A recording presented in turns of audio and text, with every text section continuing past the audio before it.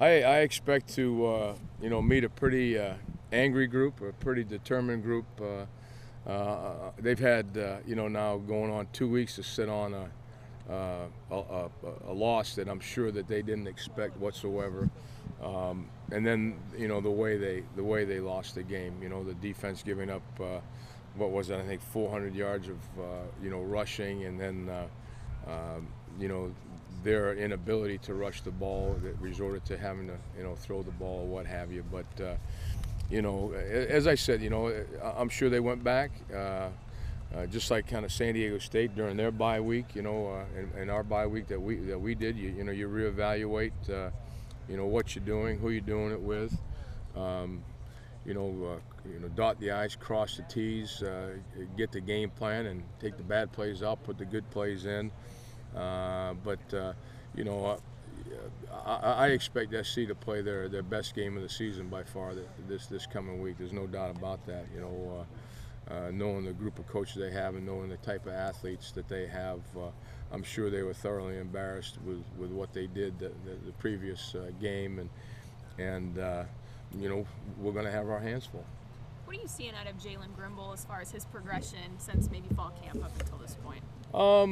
Just steady play. He's been hampered a little bit by a back. So, to be perfectly honest, and not negatively with Jalen, but I expected even more, and I'm sure he has too. And just like any athlete, the best time that physically that you feel is that first day when you're sitting in that first meeting with the head coach and all the people that have to talk to you, and everything's downhill after that. And then early on for him, with his back, so hopefully he'll be able to recover that. But he's been playing consistent, and he's a great team member, and works hard, got a good work ethic, and I would think that he would really be able to play up to his absolute level best once he can repair his back. This defense has held opponents to the second lowest completion rate through the air. Yeah. With a quarterback like Cody Kessler and a receiver like Nelson Aguilar, how do you guys hope to carry that on? Yeah, that'd be great to carry it on. But, again, I don't know how to state too many things other than very honestly, but our first opponent really didn't have a quarterback. Our second opponent we were able to overwhelm, and not letting him get his feet set, and then he got after us, towards the end of the game when we lost our, focus and our attention. And then this past game, it was a kind of a pleasant surprise. And I didn't think that the receiver core or the quarterbacks, definitely they did not play their best game. They had lost their best receiver previous to that, so that affected them. So this is going to be a totally different set of circumstances. You've got some of the premier receivers, in the country. You've got a quarterback that's got a very strong and accurate arm, and we'll just have to see, where those things stack up. The biggest number that we look at week in and week out is the score. It's our job on defense to minimize the points up on the board, and that's what really will count, whether they come through the air or come through the ground. We need to control, and attempt to dictate what that opponent does, and then we can get into a situation where it puts us in an advantage to play pass defense, and that's what we've been able to do early in the season, just when we look at schematics and how things unfolded. The USC offensive line also very young with some true freshmen starting for them. Do you think that gives you guys the advantage?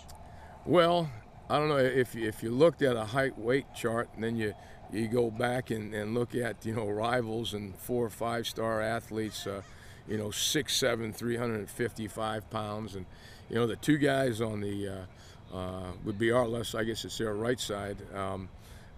Together they amass over 700 pounds.